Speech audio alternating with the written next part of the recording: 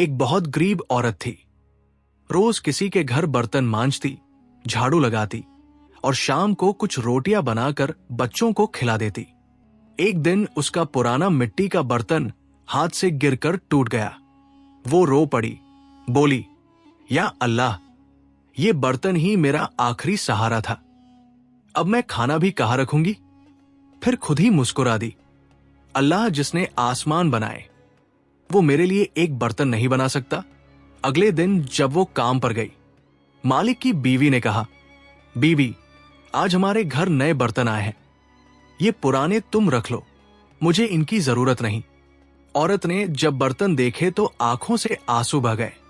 फिर आसमान की तरफ देखा और बोली, मैंने सब्र किया, तूने करम कर दिया। वाकई तेरे खजाने कभी खाली नहीं होते या रब। सबक, अल्लाह छीनता नहीं, बदल देता है, बस तुम उसके फैसले पर यकीन रखो।